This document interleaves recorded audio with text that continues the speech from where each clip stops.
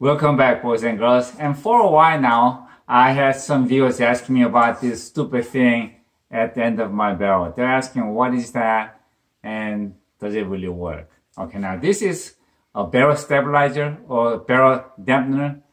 And what this does is this actually decreases the vibration of your barrel and could give you better grooves. Now, they asked me if this thing really works. Honestly, for me, if my rifle, if any of my rifle doesn't shoot under 1 MOA at 100 yards, I'd rather have the barrel stabilizer than a better trigger.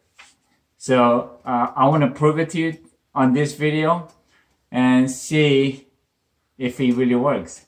This is what it looks like. It's by LimbSaver, and I have some hunting buddies who never put this on their rifle because they think it's way too ugly. At first, I used to think it was kind of ugly and looked awkward, but nowadays I don't even notice it's on until somebody tells me. Now, they're so proud of it, they come in all these different kind of colors. Now, black I could live with, but anything else than black, I would not put them on my rifle. Now, the rifles that came out for long range precision shooting like this one here, this is also in 6.5 Creedmoor. Now, this is a heavy barrel. Now, having a heavy barrel means it's more rigid and it's thicker, thus having a less vibration, meaning this will give you better grip compared to a thin barrel. When your rifle goes bang, it creates a micro vibration, and toward the end of the barrel, it has a wider vibration. So when your bullet is traveling down your barrel, and depending on where your barrel is position or vibration and where it leaves your muzzle, it will change the point of impact, thus giving you wider grooves.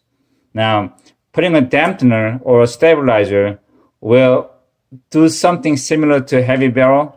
This will reduce the vibration, thus giving you a better groove. Now, I don't understand the full mechanism of it, but they're saying with the free floating barrel, you want to have the stabilizer toward the end of the barrel. And with the embedded barrel, you want to have it toward the stock. Now, I had this a little bit forward, but now actually having this touching all the way to my stock is giving me a better groove. It's giving me such a great groove. You will not believe this, but that's what it gave me at 100 yards. Now, I can't do that all the time. Definitely 1 inch sub-moa is possible, but something like that is, it gave me that kind of groove twice. But again, this definitely does help. And this is Weatherby, and they also guarantee 1 sub-moa at 100 yards. But without it, I was getting about 1.5 to 2 inches. But with that on, 1 inch sub-moa is not a problem any given day. Now with this, I had to play around a little bit to find the sweet spot. I had it all the way to the end, and then I had it a bit closer, but seems like that's where it's giving me the best grip. This is Thompson Center Compass, and again, this guarantees 1 sub-moa.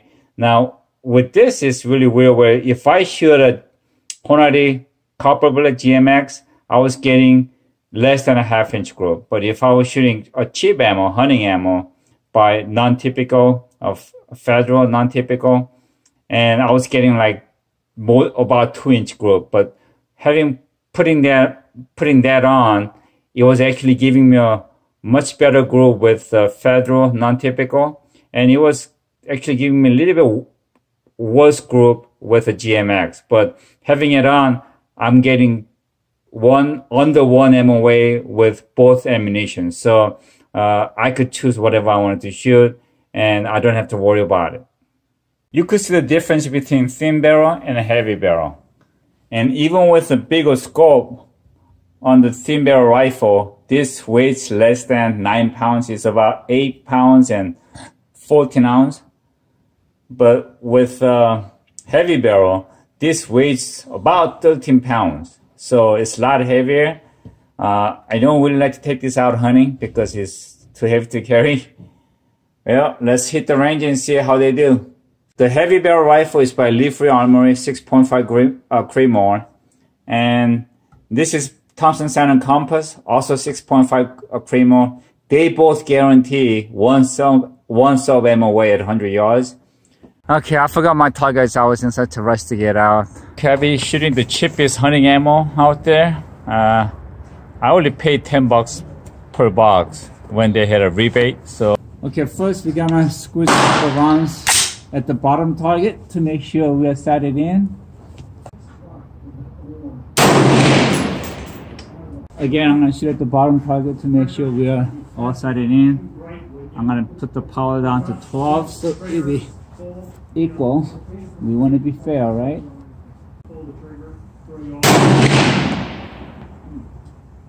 Okay, now we're gonna go for actual groups. With a heavy barrel, I'm just gonna shoot the same target, which is the first target, left upper target.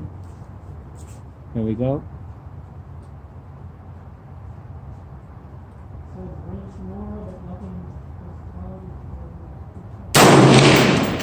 Okay, with a Thompson Center thin barrel, I'm going to be shooting at the upper middle target, 3-shot group. So let's see how it groups without the barrel stabilizer. There we go.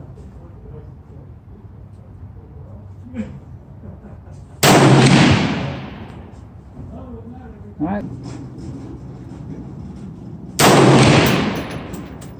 Oh yeah, that's pretty tight. The second shot without the stabilizer.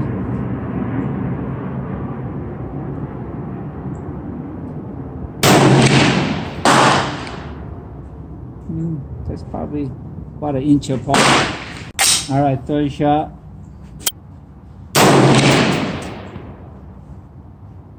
Oh yeah, that's really tight. Alright, my third shot without the stabilizer.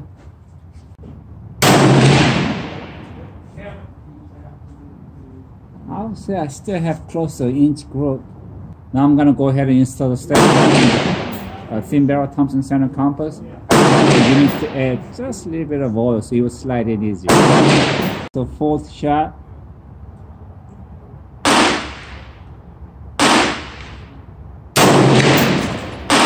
Okay, I have the stabilizer on, so I'm gonna be taking the first shot with the stabilizer at the target, upper right target.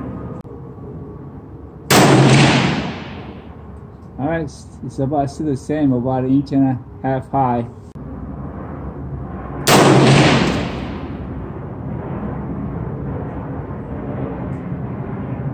It came down about probably about half inch, but it's creating a new group down there.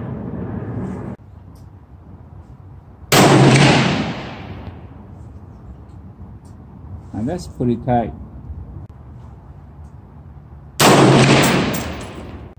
Okay, here is the third shot with a stabilizer on at 100 yards. Here we go.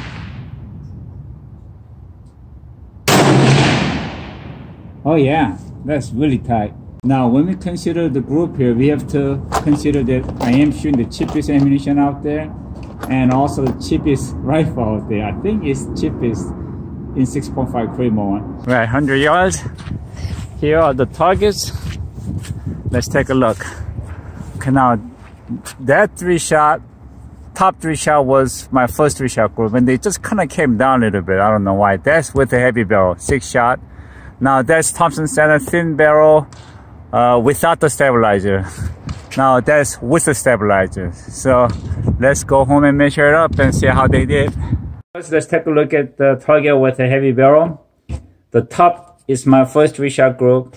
So that was my first shot, second, and then third shot. So if we measure here, you will see there's a little bit less than a half-inch group. And then after the ceasefire, when the barrel is completely cooled off, it came low. That's first, second, and third shot. So you could see it was climbing up again as the barrel got warmer. And second 3-shot group, again, that's a little bit less than a half-inch group. So that's great. I mean, with the Thompson Center, without the stabilizer, if you measure it, so that's about 1 notch less than 1 inch. So even with the cheapest hunting ammo, Thompson Center kept their guarantee, which is 1 ammo away at 100 yards. Now let's see the one with the stabilizer. If we look at it, that's That's just right about half-inch groove. So with a stabilizer, it reduced the measurement down by half, which is great. So I am satisfied. So I hope they would actually prove the stabilizer actually work. If you ask me which rifle I prefer, now I prefer the accuracy of a heavy barrel, but then as a hunter, I don't want to carry all the weight into the woods. So I prefer the lightness of the thin barrel rifles. Now, just simply by putting a device that costs $10, it could actually shoot like a heavy barrel, but then it doesn't have to weight like a heavy barrel. And the Thompson Center, between the Thompson Center and my heavy barrel lead-free armory rifle, the price difference is about 5 to 6 times difference. So there's a big difference in cost too. So by spending less and putting $10 device on your barrel could shoot accurate like a heavy barrel that costs a lot more. And lastly, like always, thank God for what you have. Enjoy your life with what you got, but mostly remember, you don't have to break your bank to get an accurate rifle. See ya.